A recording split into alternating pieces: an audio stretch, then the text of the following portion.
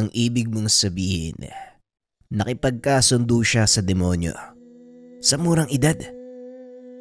Paano niyang nagawa yun?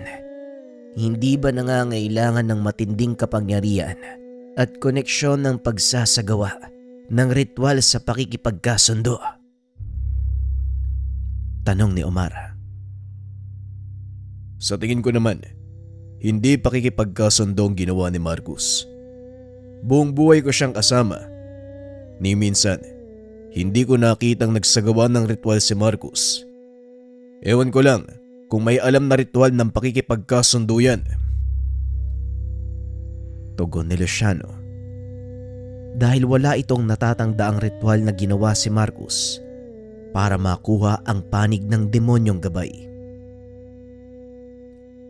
Sa totoo lang, ito ang kinakatakot ko, Luciano. Baka dumating ang panahon na hindi na makontrol ni Marcus ang kanyang gabay at tuluyan siyang lamunin ng kadiliman. Wika ni Omar. Sinisigurado ko sa'yo na hindi mangyayari ang sinasabi mo. Dahil ang aral na nakabalot sa pagkatao ni Marcus ay mula sa Diyos. Tugon ni Luciano. Muling binalikan ng dalawa ang binata upang tignan ng kalagayan. Nakahinga ng maluwag si Luciano dahil unti-unti nang bumubuti ang lagay ni Marcus. Makalipas ang 2 araw, laking gulat ng tauhan ni Omar. Dahil pagpasok nito sa silid na tinutulugan ay wala na ang binata. Dali-dali itong pumunta sa kubo ni Omar at pinaalam ang nangyari. Anong ibig mo sabihing wala na sa silid? Imposible. Mahina pa ang katawan nun. Hindi pa siya pwedeng maglakad-lakad. Wika ni Omar. Dali-dali niyang hinanap ang binata sa paligid ng baryo. Laking pasasalamat nito nang makita si Marcus na nakatayo sa lilim ng malaking puno ng lamyo. Ano bang ginagawa mo dito? Hindi ka pa pwedeng tumayo. Masyadong malakas ang kamandag ng balingayaw na pumasok sa katawan mo. Wika ni Omar habang naglalakad papalapit kay Marcus. Wala na po kayong dapat alalahanin. Maayos na ang pakiramdam ko. Medyo nanghina lang yung tuhod ko pero ayos na. Ilang sandali na lang makakabawi na ako ng lakas. Tugon ni Marcus. Maya-maya ay dumating si Luciano. Hinihingal ito. Sa kadailanang ang buong akala niya ay may kung anong nangyari kay Marcus. Akala ko naman kung ano nang nangyari sa'yo eh. Sa susunod magpaalam ka. Alam mo namang marami nag-aalala sa'yo dito eh. Wika ni Luciano. Ayan ka na naman, Manong eh. Hindi na ako bata kaya wag kang mag-alala. Wala namang mangyayaring masama sa akin eh. At isa pa, magaling na ako, no? Kagabi kasi, may napanaginipan ako. Dito mismo nangyari yun, no? Sa malaking puno na to. Tugon ng binata. Dito lalong nag-alala si Luciano. Dahil ang bawat panaginip ng binata ay may kahulugan. Kadalasan ito ay isang pangitain. Sabihin mo sa amin ang panaginip mo. Pero hindi dito. Tara, bumalik na muna tayo sa kubo nang makakain ka. Wika ni Luciano. Kaagad namang sumunod ang binata sa sinabi nito. Habang naglalakad, nasa likod ni Marcus sina Mang Omar at Luciano. Hindi maiwasang magtanong ni Omar kung bakit gano'n na lang ang pagpapahalaga nito sa panaginip ng binata. Kung hindi mo mamasamain, maaari ko bang malaman kung bakit parang napakahalaga ng panaginip ni Marcos sa'yo? Tanong ni Omar. Ang panaginip ni Marcos ay kadalasang may kahulugan o hindi kaya naman isang propesiya na kadalasang nagkakatotoo. Kakaiba ang kakayahan ng binatang yan. Parang pinaghalong husay ng isang druid at isang manggagamot. May kakayahang makipagtuo sa demonyo at makakita ng hinaharap. tugon ni Luciano. Ilang sandali pa ay nakarating na sila sa kubo. Habang kumakain, pinaliwanag ni Marcos ang panaginip. Ayon sa binata, nakita nito ang sariling nakatayo sa lilim ng malaking puno habang pinagmamasdan ang paglalaban ng dalawang nilalang. Isang lalaking nakasuot ng pulang damit. May nakataling tela sa noo at mga braso. Kung titignan ay mga talandro. May hawak itong sibat sa kanan at basto naman sa kaliwa. Samantalang ang kalaban nito nakasuot ng puting damit. May mahabang balbas. Walang hawak na sandata. At sa tuwing hinahawakan nito ang mga bagay sa paligid ay kagad nalulusaw. Kapag kinukumpas naman ng lalaki ang kamay, nagdudulot ito ng malaking pinsala sa katawan ng katunggali. Tuluyang natalo ng lalaking nakaputi ang lalaking nakapula. Nakalas ang lahat ng mga talandro at gamit nito sa katawan hanggang sa tuluyang mamatay. Napahinto si Omar sa pagkain dahil sa alam nito kung ano ang sinasabi ni Marcos. Ang nakita mo sa iyong panaginip ay isang kaganapang nangyari. Maraming taon na ang nakakaraan. Bago pa man maitatag ang baryong ito, naglaban ang dalawang malakas sa Bertudes sa mismong lugar kung saan nakatayo ang malaking puno. Ang lalaking nakapula, ang mananambal na naligaw ng landas na nagngangalang Ponciano, at yung isang ukluban, walang iba kundi ang tatay ng iyong ina, si Maestro Margalio. Wika ni Omar. Mariing nakinig si Marcos sa mga kwento nito. Sa unang pagkakataon ay nagkaroon ng interes ang binata sa mga lumang kasaysayan. Kaya naman sinenyasan ni Luciano si Omar na ipagpatuloy ang kwento. Ayon dito, ang lolo ni Marcos ang kinilalang pinakamalakas sa Bertudes sa lugar. Ngunit wala itong kakayahang manggamot. Pero sa kabila ng kakulangan, nagagawa naman itong ipagtanggol ang kanyang baryo gamit ang kakayahan. Sa ganung paraan, ginalang at kinatakutan ng ibang may kakayahan si Maestro Margalio hanggang sa dumating ang araw. Ginulo ng isang manggagamot ang kanilang lugar. Alam nitong walang kakayahang manggamot ang tagapangalaga ng lugar na yun. Kaya gumawa ito ng paraan upang taniman ng sakit ang mga taong nakatira sa lugar. Walang nagawa si Maestro Margalio kung hindi humingi ng tulong sa mga kakilalang manggagamot. Ngunit wala ni isa sa kanila ang dumating para sumaklolo. Hanggang sa biglang nagpakita itong si Ponciano, nag-alok ng tulong. Hindi naman tumanggi ang maestro dahil na din naaawa ito sa sinapit ng kanyang baryo. Ngunit lingid sa kaalaman ng matanda na ang taong nag-alok ng tulong ay siya ding dahilan ng pagkakasakit ng mga taga roon. Ginamot nito ang mga tao at nakahinga ng maluwag ang maestro dahil gumaling ang mga taga-baryo. Ngunit laking gulat nito nang biglang maningil ang manggagamot. Wala nang nagawa ang mga residente kung hindi magbayad ng tinuturing nitong halaga. May ilang hindi nakapagbayad. Napansin ni Maestro Margalio na bumalik ang sakit ng mga ito. Sa pagkakataong iyon ay lalo pang lumala.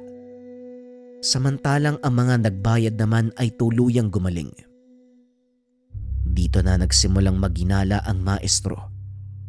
Kaya naman binantayan nito ng mabuti ang manggagamot.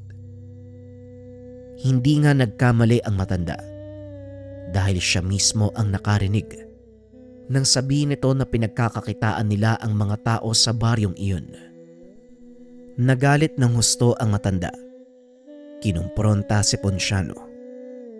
Pilit itong pinaalis sa baryo, ngunit tumutol ang ilan sa mga residente, lalo na ang mga nagawa nitong pagalingin.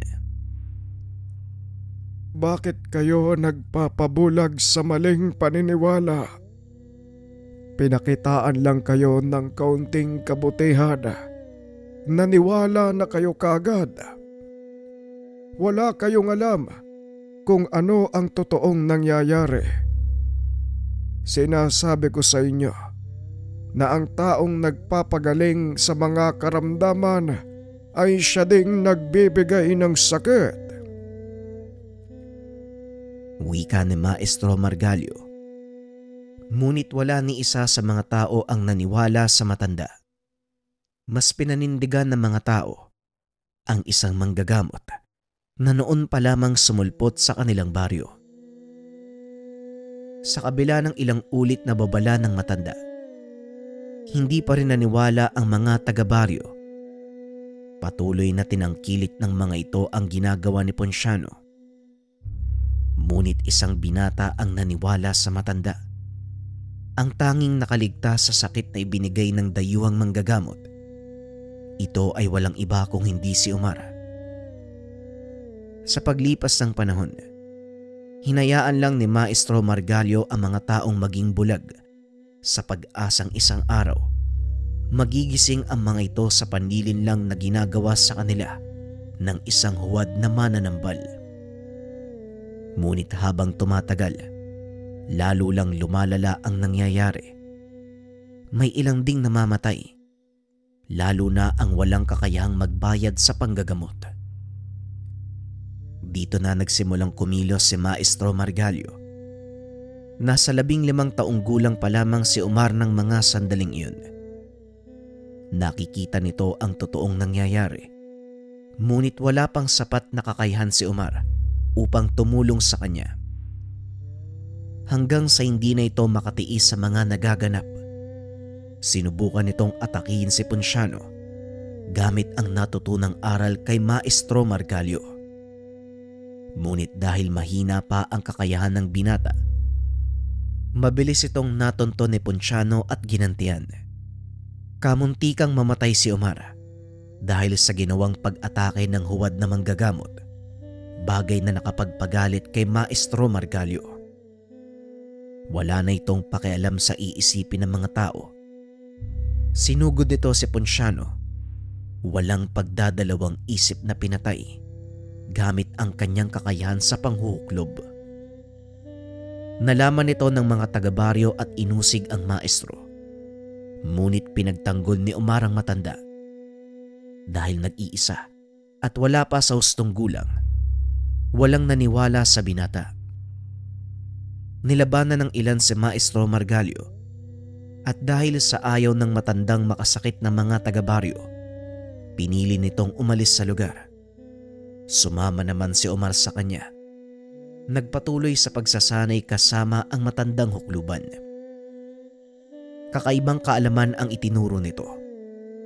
Maliban pa dito, may kakayahang manggamot si Omar, kaya higit na mas malakas ang tinaglay nitong aral, kombinasyon ng panghuhuklob at pananambal. Tandaan mo, Omar, ang panghuhuklob, isang lumang kaalaman na maaaring maging sumpa o kagalingan. Nasa taong may tangan ng kaalamang ito kung paano niyang gagamitin ng kaalaman. Wika ni Maestro Margalio. Sa mga hindi nakakaalam, ang panghuklob, hindi likas na kaalaman. Ito ay isang sumpa mula sa mga bathala. Ang bawat kumpas o hawak ng isang hukluban maaaring magdulot ng kamatayan sa taong patutungkulan nito. Ang mga manggagamot na tinamaan ng sumpa nawawalan ng kakayahang manggamot o magpagaling kahit pa ng pinakasimpleng pinsalang dulot ng mga tao. Sa kabila ng lakas sa taglay ng mga ito, wala itong saysay, lalo pa kung wala kang kakayahang magpagaling kahit ng sarili mong pinsala. Ito ang masaklap na nangyari kay Maestro Margalio.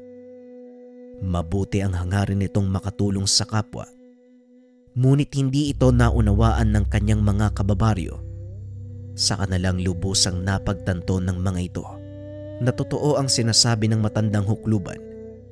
Ilang araw matapos mapatay ng maestro ang kalaban, unti-unting nawala ang salot na lumukob sa buong baryo. Isa-isang gumaling ang mga tao, ngunit hindi na nabura sa kanilang isipan ang mga naganap. Pinalabas ng mga naiwang tagasunod de Ponciano na si Maestro Margalio ang may gawa ng sakit. Nagtanim ng galit sa kanya ang mga tao. Dahil dito, walang tigil na tinugis ng mga tao ang matandang hukluban. Tanging si Omar lang ang lubusang nakaunawa ng totoong nangyari. Kaya pinagtanggol niya ito ng sariling buhay. Nakalaunan ay hindi rin nagtagumpay dahil nga sa nag-iisa ito, walang sapat na kakayahan.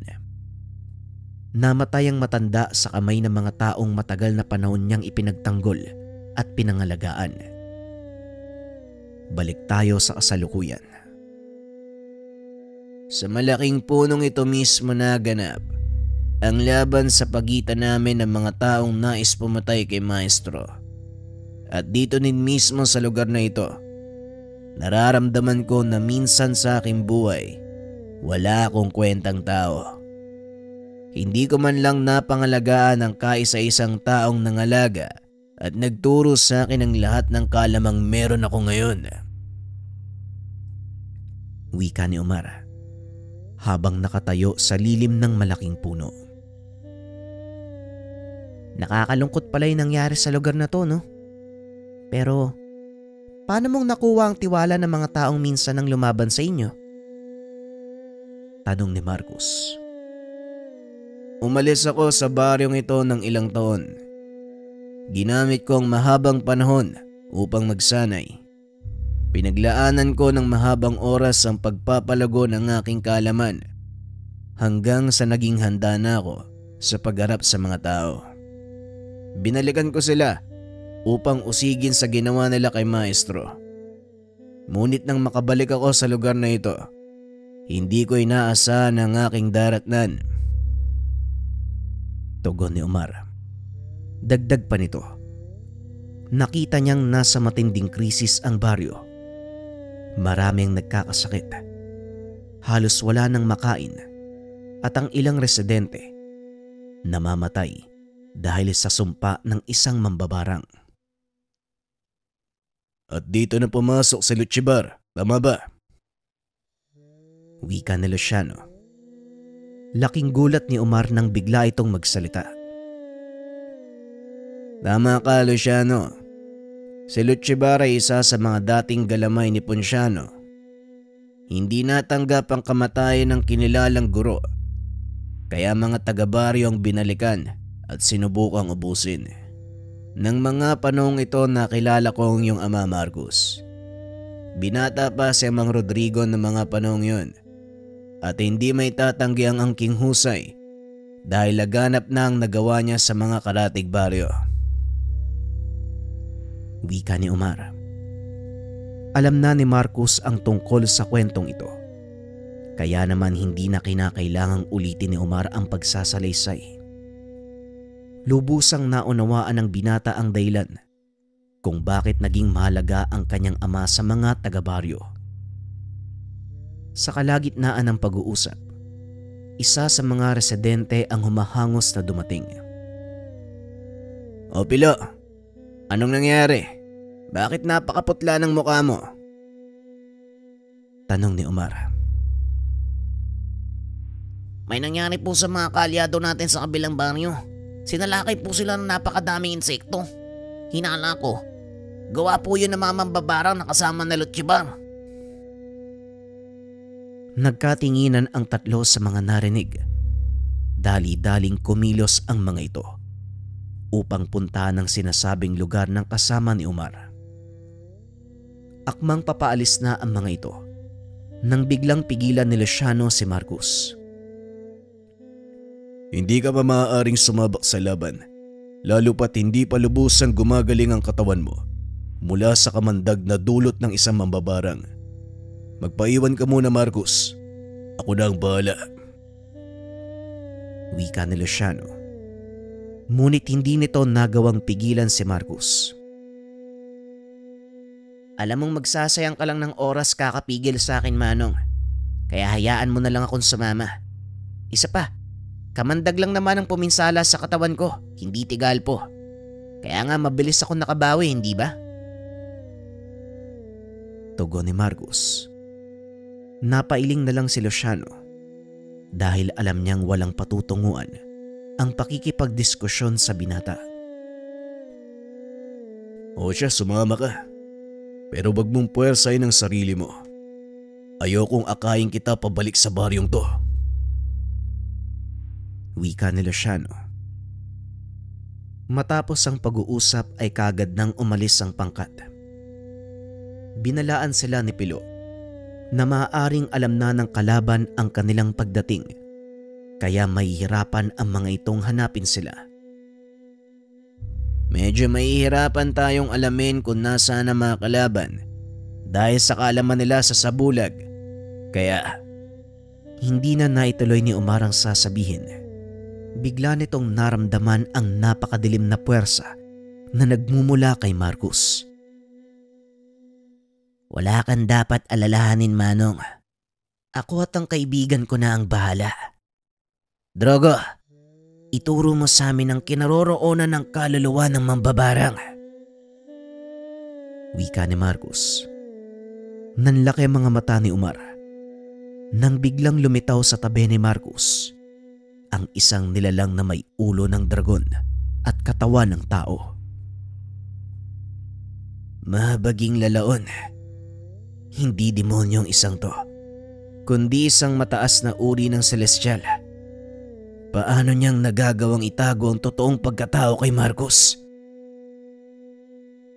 Wika ni Omar. Hindi ko din alam, Omar. Magpasalamat na lang tayo dahil kakampi natin ang isang to. Wika ni Luciano habang pinapanood si Marcus. Patuloy nitong kinakausap ang kaibigan na tila nakikipagkasundo. Ilang sandali pa ay tumawa ito ng malakas at biglang naglaho. O Marcus, anong gagawin ng isang yun? Saan siya pupunta? Tanong ni Luciano. Malalaman natin mamaya ang resulta. Sa ngayon, antayin na lang muna natin yung pagbabalik ni Drogo. Tugon ni Marcus. Naupo ang mga ito sa isang tubaan. Inantay ang pagbabalik ng kaibigang si Marcus. Hindi naman mapigilan ni Omar ang sarili.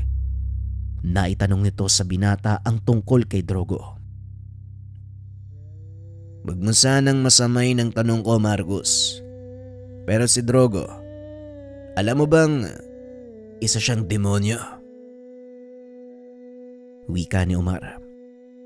Napalingon si Marcus sa kanya. Tumawa ng malakas. Oo, nakikita mo ba yung selyong to? Yan ang marka ng aming kasunduan. Hindi siya aalis sa tabi ko hanggat hindi nakukuha yung kaluluwa ko. Biro lang. Eto naman, alam kong demonyo si Drogo, pero wala kayong dapat alalahanin dahil nasa ilalim siya ng pangalaga ko. Tugon ni Marcus. Hindi naman sa nag-aalala kami, pero hindi mo din maaalis sa amin ang takot na baka sa bandang huli, konsumuhin ka ng kadilimang bumabalot sa kanya. Muling wika ni Omar. Hindi mangyayari yun. Dahil kung yun ang totoong pakay ni Drogo, dapat kinuha niya na ako eh. Nung mga panahong wala pa akong malay. Sa totoo lang, nagtataka din ako sa inaasal ni Drogo eh. Pero hinahayaan ko na lang yung tadhana na kusang magpakita ng sagot sa akin. Tugon ni Marcus. Napagtanto ni Omar na tama ang sinabi ng binata. Dahil kung talagang balak nitong kunin si Marcus, gagawin niya ito sa mga panahong wala pang kakayahang ipagtanggol ng binata ang sarili. Ilang sandali pa ay tumayo na si Marcus. Naglabas ito ng kwintas sa kanyang bulsa na gawa naman sa itim na bato. Ayon kay Luciano, ang bagay na yon ay isang kasangkapang ibinigay ni Mang Rodrigo para mabilis na mahanap ang kinaroroonan ng kalaban. Mukhang naiinip na si Marcos. Tara, tumayo na kayo. Ituloy na lang natin ang inuman pagkatapos nito.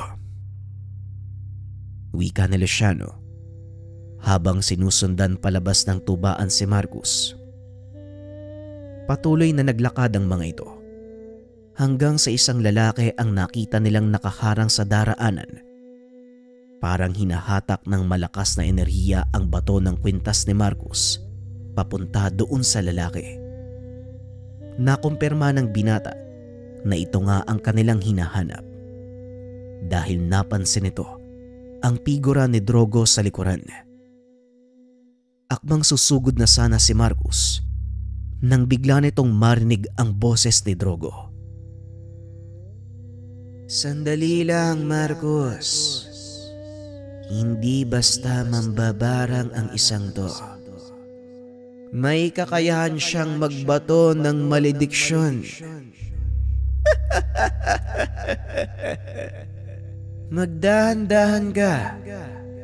Baka imbes na mapunta sa akin ang kaluluwa mo, magpalutang-lutang ito sa kawalan. Wika ni Drogo.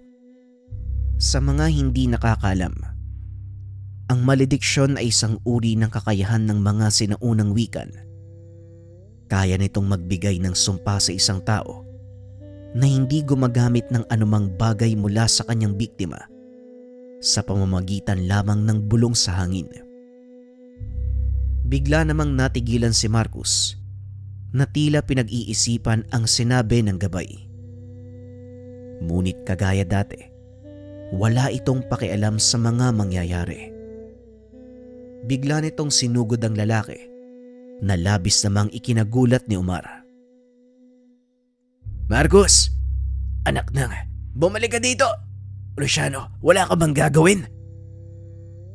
Tanong ni Omar. Hayaan mo siya. Panoorin mo lang ang mga mangyayari. Dahil kahit ako, hindi mapipigilan ng taong yan. Tugon ni Luciano. Naupo ito sa sulok habang pinapanood si Marcos. Nagulat naman ang lalaki dahil hindi nito inakalang susugurin siya ng binata gamit ang pisikal na lakas. Hindi ito nakaalis sa kinaroroonan dahilan para tamaan siya ng suntok mula kay Marcos.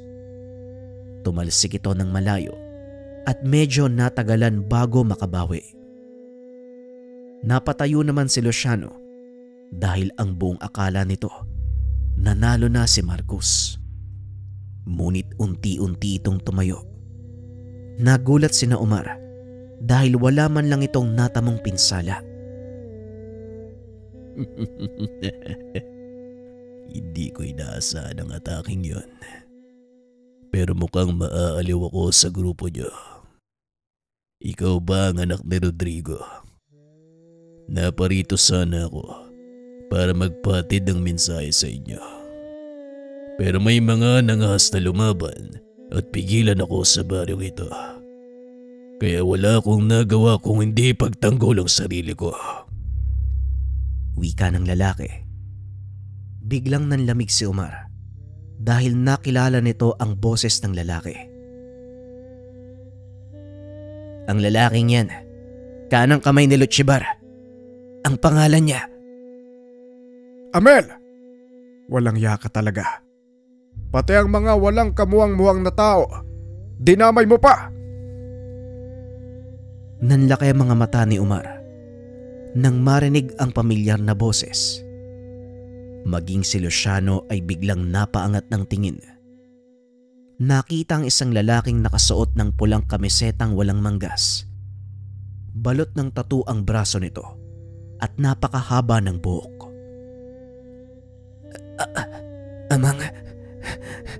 Amang Rodrigo! Wika ni Omar. Huwag mo nang itanong kung ano ang ginagawa ko dito, Omar. Dahil alam mo sa sarili mo ang dahilan.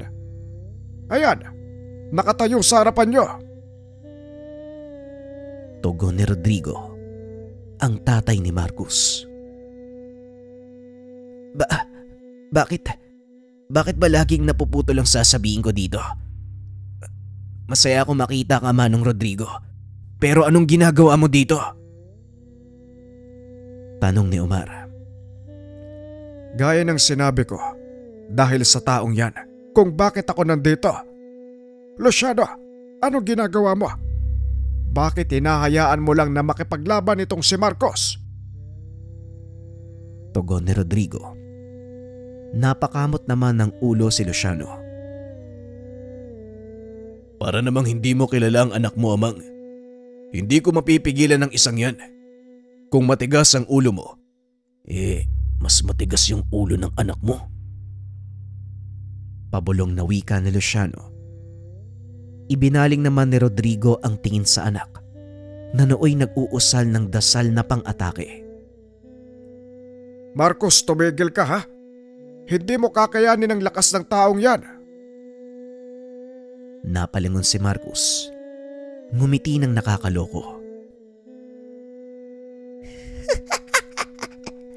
Pwede ba, tanda? Huwag kang makialam. Ang tagal mong nawala tapos ngayon, kung kailan ako nagsasaya, doon mo ko aawatin. Tugon ni Marcus.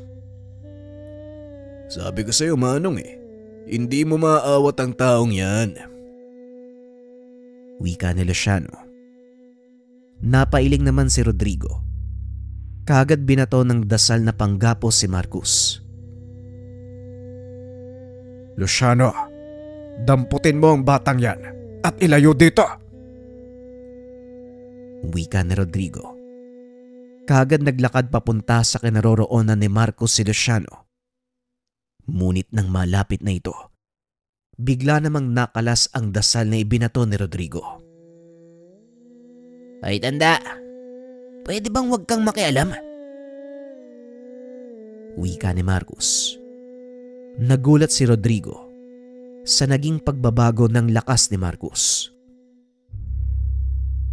Malaki na ang tinaas ng level ni Marcus simula nang mawala ka, Manong. Hindi na siya ang batang iniwanan mo na kaya mong pagsabihan at mapipigilan. Wika ni Luciano. Alam kong darating ang oras na ito. Natutuwa ako dahil umunlad ang anak ko sa larangang pinamana ko sa kanya. Tugon ni Rodrigo. Hindi ba napakagandang tignan? Muling nagkita ang mag-ama. Sakto ang plano ko. Hindi ko alam na napakahina pala ng utak mo, Rodrigo. Hindi mo man lang naisip na ipinatid kita sa sarili mong patibong. Wika ng lalaking si Amel. Naputol ang pag-uusap ng tatlo nang biglang kinumpas ni Amel ang kanyang kamay. Nagdilim ang paligid at tila huminto ang takbo ng oras. Biglang lumitaw si Drogo sa harap ni Marcus. Ay, kutong lupa. Sa pagkakataong ito, makinig ka sa tatay mo, Marcus. Hindi mo kakayanin ang lakas ng isang to. Biglang natigilan si Marcus dahil seryoso ang mukha ni Drogo. Kaagad umatras ang binata. Nalabis namang ipinagtaka ni Rodrigo dahil nakinig ito sa sinabi ng gabay. Ano bang meron? Bakit ba ayaw niyo ako makasagupa ang isang yan? Tanong ni Marcus. Mamaya ko na ipapaliwanag sa'yo. Sa ngayon, umatras ka na muna. Tugon ni Drogo. Bigla nitong ibinuka ang mga pakpak para magsilbing pananggalang sa anumang ataking ibabato ni Amel. Mabilis namang hinila ni Luciano ang binata. Sa pagkakataong iyon, sumunod naman ito. Matapos masiguradong malayo na si Marcus, kaagad nagpakawala ng malakas na enerhiya ang nilalang dahilan para lalong mapalayo sa kanya ang mag-ama. Kasabay nito, naramdaman din ni Marcos ang malakas na enerhiya. Lumalabas sa suot niyang medalyon. Sumasagot ito sa pulso na enerhiyang inilalabas ni Drogo. Kaya hindi mo pwedeng labanan ang isang yan dahil hindi siya pangkaraniwang tao. Oo, malakas ka, pero mas malakas ang demonyong nakipagkasundo sa kanya. Si Amel ang bunga ng kasunduan ni Lutchibar at ng isang malakas na demonyo. Naparito siya para tuluyang ubusin ang mga taong narito. Wika ni Rodrigo. Dagdag pa nito, sa bawat tao o nilalang na mapapatay nito, lalong lumalakas ang kapangyarihan ni Amel. At sa oras na isang celestial o demonyo ang mapatay ng nilalang, unti-unti siyang lumalapit sa pagiging immortal. Nagulat si Marcos at Omar sa sinabi ni Rodrigo. Hindi nito akalain na yun pala ang totoong pakay ni Amel, ang lipunin ang lahi ni Rodrigo. Anong nangyari kay nanay? Wala na ba talaga siya? At bakit nandun siya sa impyerno, tay? Tanong ni Marcos. Pinili kong ikulong ang nanay mo sa impyerno para maprotektahan siya laban kay Lutchibar. Sa oras na makuha nito ang kaluluwa ng iyong ina, makukumpleto na ang kanyang pag-aalay at hindi na mapipigilan ang pagiging immortal ng taong yon. Wika ni Rodrigo. Dito unti-unting naunawaan ni Marcos ang lahat. Kahit papano, nakaramdam ito ng pag-asang makakasama muli ang kanyang ina. Biglang natigilan ang lahat nang maramdaman ang kakaibang enerhiya na nagmumula sa pananggalang na ginawa ni Drogo. Unti-unting humupa ang usok at alikabok. Tumambad sa mga ito ang nakakabulag na liwanag mula sa gabay. Nanlaki ang mga mata ni Marcos nang unti-unting lumabas ang 4 na malalaking pakpak. At kagaya ng lawin, nagbago ang kulay ng baluti ni Drogo. Maging ang dating anyo nitong dragon, napalitan ng maamong muka ng isang lalaking may gininto ang buhok. Nagliliwanag din ang selyo sa kanang palad ng binata. Kasabay nito, ang biglaang pagpintig ng medalyong suot. Nakaramdam ng kakaibang kapangyarihan si Marcos. Kahalintulad ito ng pakiramdam nung bata pa siya at yakap-yakap ng kanyang ina. Walang ano-ano, narinig nito ang isang pamilyar na boses sa kanyang isipan. Sa wakas, muli tayong nag-usap, anak ko. Matagal na panahon kong inintay na muli kayong magkita ng iyong ama. Ito lang ang paraan para mawasak ang selyong nakaharang, para makausap kita sa pamamagitan ng gabay na kinilala mo bilang Drogo. Nagkaroon ako ng pag-asa na muling makabalik sa aking katawan. Napagtanto ni Marcos na ang naririnig, walang iba kung hindi ang boses ng kanyang ina. Hindi nagsasalita si Marcos, ngunit nababanaag ni Rodrigo ang ngiti sa labi nito. Alam kong nauunawaan mo na ang lahat, Marcos. At sana, nawala din ang galit dyan sa puso mo. Pasensya na kung matagal kong itinago sa iyo ang katotohanang buhay pa ang iyong ina. Wika ni Rodrigo. Napalingon si Marcos sa ama. Mamaya na po natin pag-usapan ang tungkol sa bagay na yan. May laban pa tayong kailangan tapusin. Kailangan ni Drogo ng tulong ko. Tugon ni Marcos. Marami itong naglakad papunta sa gabay at tumayo sa tabi nito.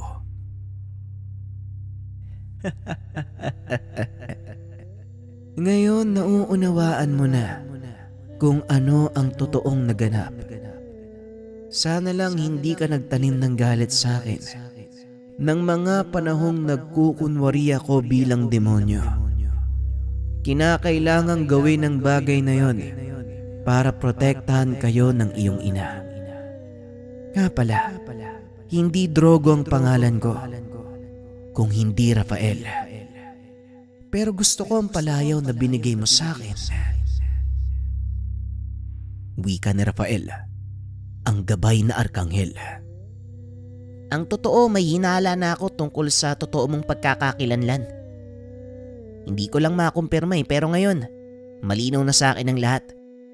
Tungkol naman sa hindi mo pagsabi ng katotohanan, nauunawaan ko.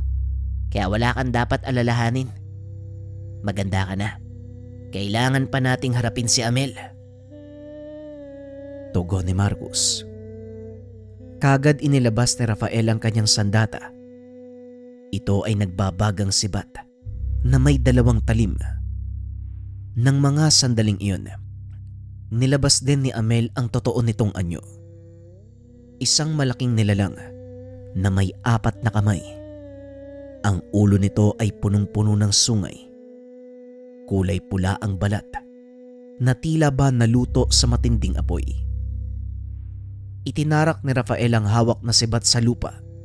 Biglang pumaibabaw ang malakas na enerhiya na nagsisilbing pananggalang sa paligid ni Marcus. Kailangan kitang protektahan. Kaya pasensya ka na kung ikukulong kita sa pananggalang. Panoorin mo kung paano kong paparusahan ng isang demonyo. Wika ni Rafael sabay bunot ng kanyang sibat. Tumalon ito pa ibabaw. Inihagis ang sandata sa kalangitan. Pinaglapat ang 2 palad na animoy nagdarasal. Biglang bumulusok pa ibaba ang malakidlat na sibat. Sobrang bilis ng pangyayari. Kaya naman hindi namalayan ni Amel na tumarak na ito sa kanyang katawan. Napagtanto niya lang ang lahat nang maramdamang hindi na siya makagalaw. Anong ginawa mo sa akin? Walang kwentang anghel. Wika nito habang pilit na binubunot ang sibat sa kanyang katawan. Huwag mo nang subukan dahil hindi mo magagawang bunutin ang sibat ni Longinus sa katawan mo. Sa oras na itarak ng isang dibino ang sibat na yan, iisa lang ang kakahantungan mo. Yon ay ang kamatayan. Napasigaw si Amel. Dahil sa galit, hindi nito akalaing ganong kalakas ang nilalang na gabay ni Marcus.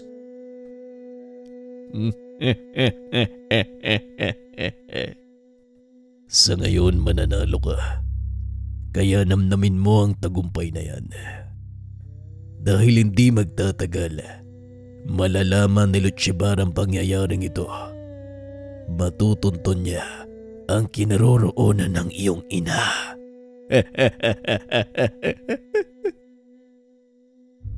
Wika ni Amel.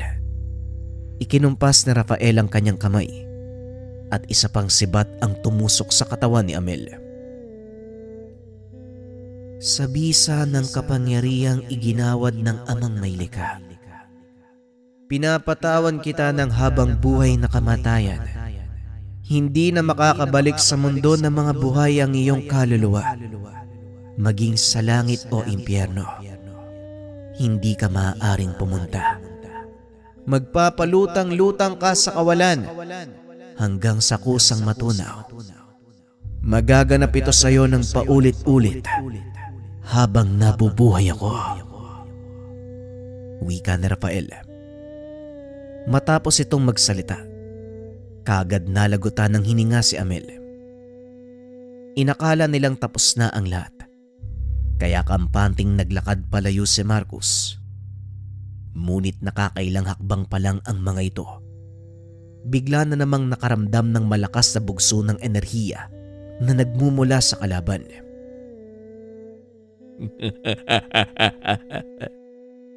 Inakala mong ganun lang kabilis na magapi ang isang kagaya ko.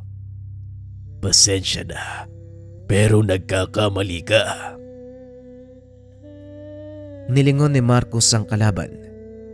Nanlaki ang mga mata nito dahil nanatiling nakatayo si Amel. Ni isang galos, walang natamo. Bagaman kitang-kita kung paanong tumagos ang sibat, nanatili itong buhay at sa pagkakataong iyon, wala na ang katawang demonyo nito.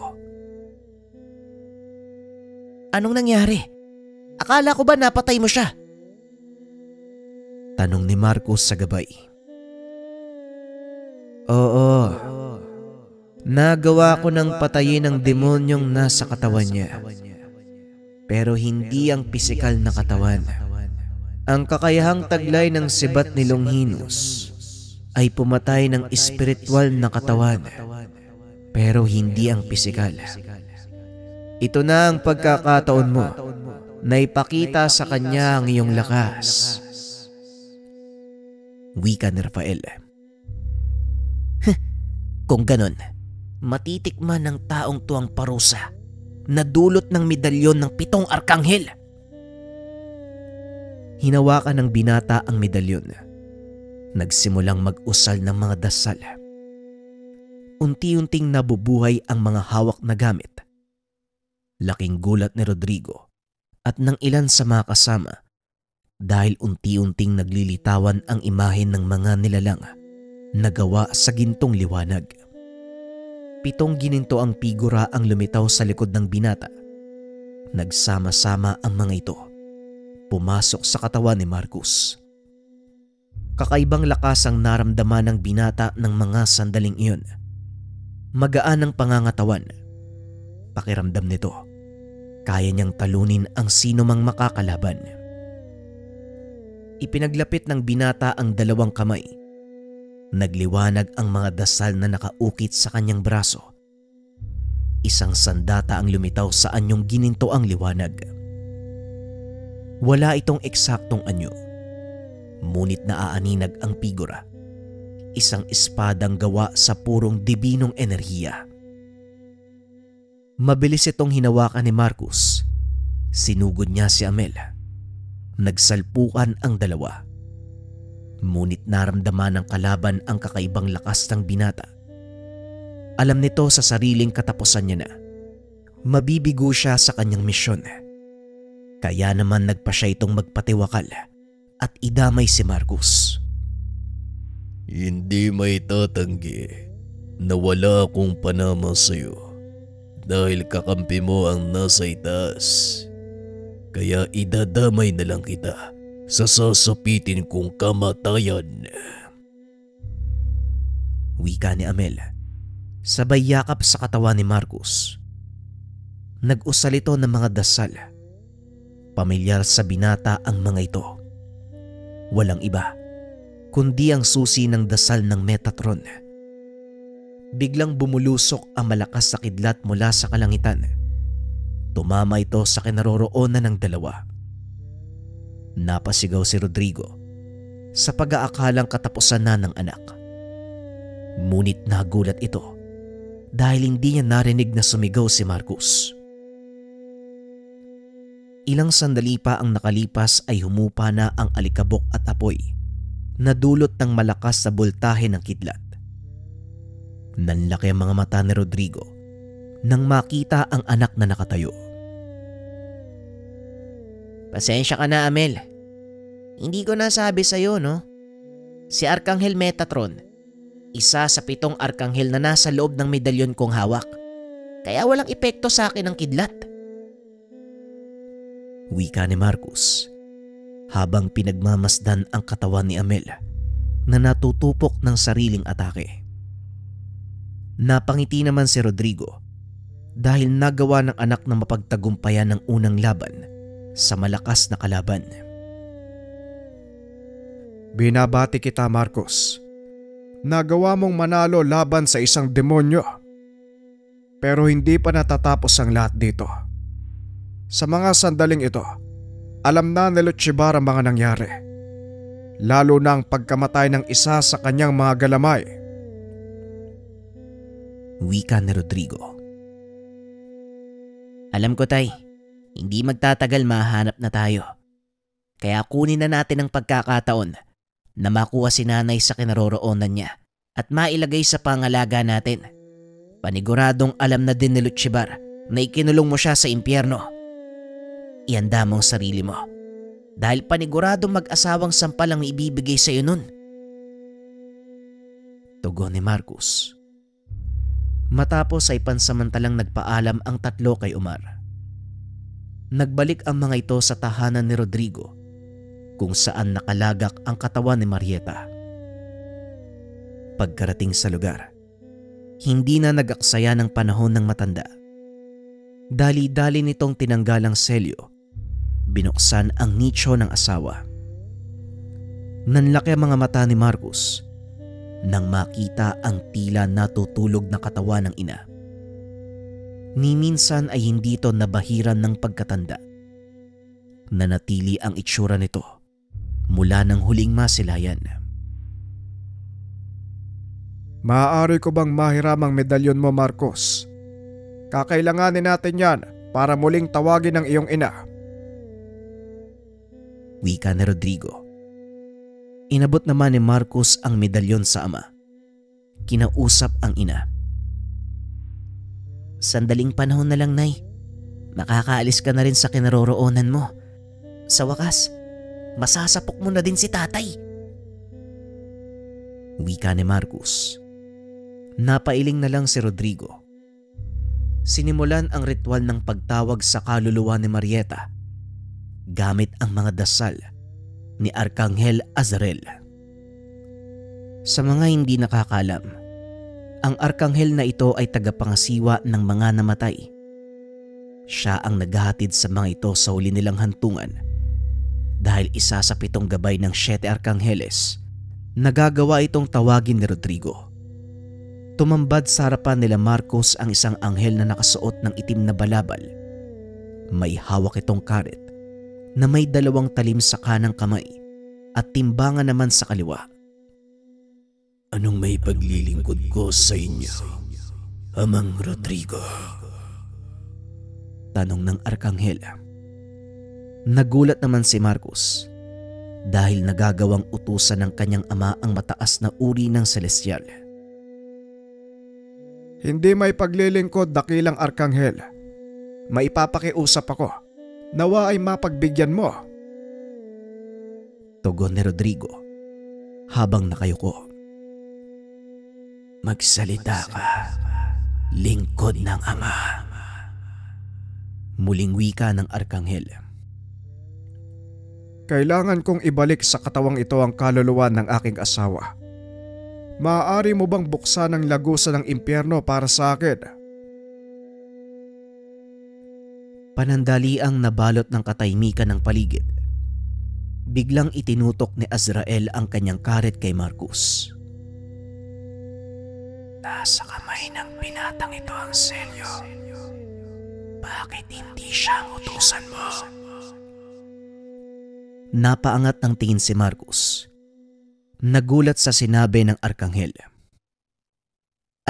Teka, bakit ako? Hindi ko alam yung gagawin ko dito, Tay. Tugon ni Marcus. Minsan mo nang nabuksan ang trangkahan ng impyerno nang papasukin mo mga sundalong demonyo. Kaya alam kong magagawa mo uli yon, Marcus. Isipin mo lang ang kinaroroonan ng iyong ina. Pakiramdaman mo ang kanyang aura. Paniguradong magagawa mong iduktong ang tanikala ng buhay sa kanyang kaluluwa. Wala na tayong oras, kaya huwag ka masyadong maraming tanong. Huminga ng malalim si Marcus. Inilapat ang kamay na may nakaukit na selyo sa dibdib ng ina. Ipinikit ng binata ang mga mata. Pinakiramdamang mabuti ang paligid, sabay banggit ng pangalan ng kanyang ina. Nakita nito si Marieta na naglalakad. Naramdaman din ng ina ang kanyang presensya. Inunat nito ang kamay. Lumabas mula sa kawalan ang kulay gintong kadena. Hinawakan nito ni Marieta. Unti-unti siyang hinatak pa ibabaw hanggang sa muli nitong nasilayan ang pakpak ng napakagandang liwanag na mula sa papasikat na araw. Unti-unting bumangon si Marieta. Ang unang nakita nito ay ang mukha ni Marcus. Napangiti ang ginang. Walang pagdadalawang isip na niyakap ang anak. Ikinagagala kitang makita, anak ko. Alam kong darating ang araw na to. Wika ni Marieta. Matagal ko din pong inantay ang pagkakataong ito, Nay. Pero pasensya na. Hindi ito ang tamang oras para magdiwang tayo. Makakapag-antay ang lahat ng yan sa oras na matapos natin ang mga problema. Tugon ni Marcus. Alam ko, anak, at mukhang may kailangang managot sa pagkakakulong ko sa impyerno. Muling wika ni Marieta habang dahan-dahang lumilingon kay Rodrigo. Pasimple itong naglakad palabas ng mausoleo, ngunit kagad itong napahinto nang tawagin ni Marieta. Rodrigo, bumalik ka dito! Dahan-dahan itong lumingon. Lumapit papunta sa asawa. Ay, pasensya ka na, Marieta. Pero yun lang kasi yung alam kong paraan para maitago ka kay Lutchibar.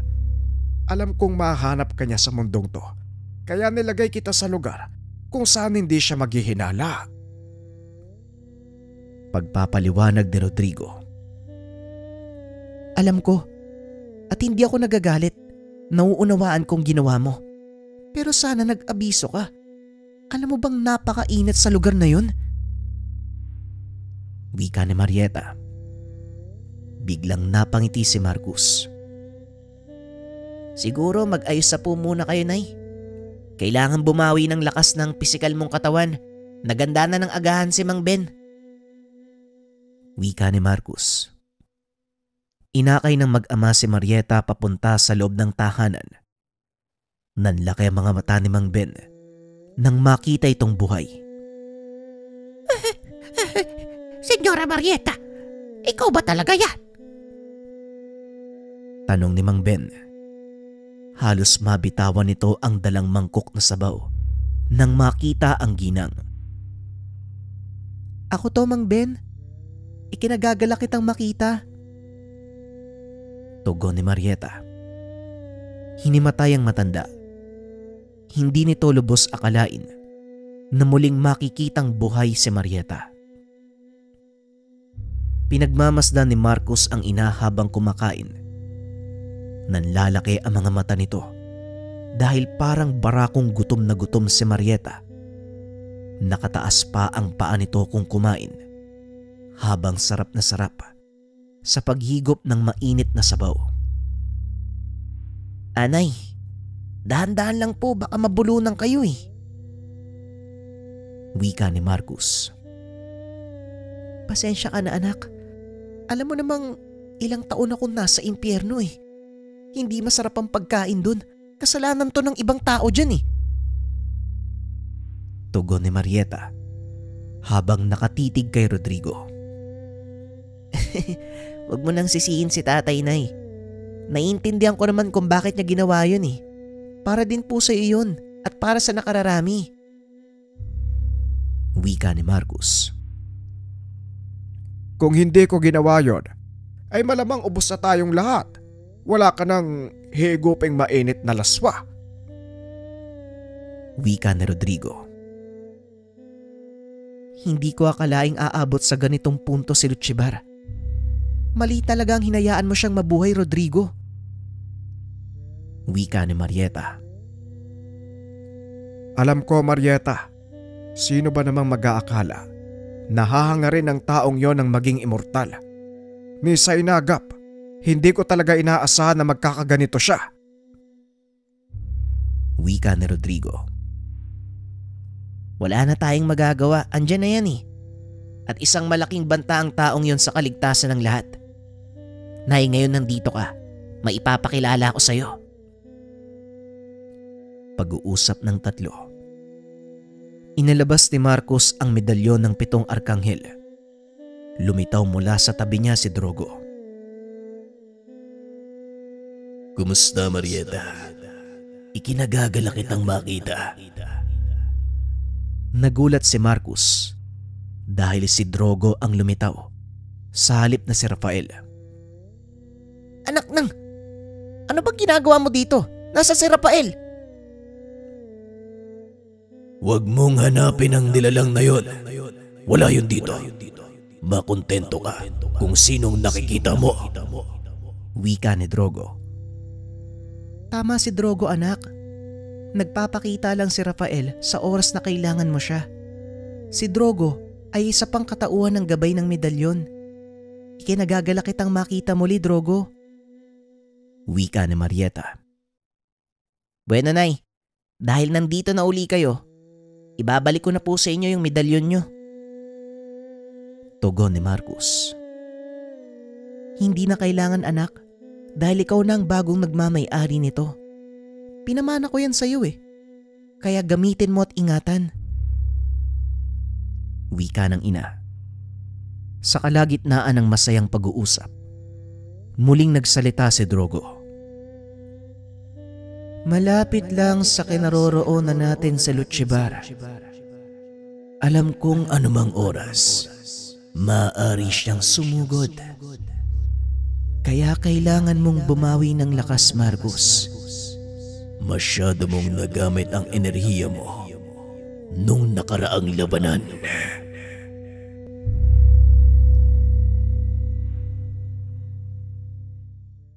Update lang mga kabayan, last 2 episodes tayo.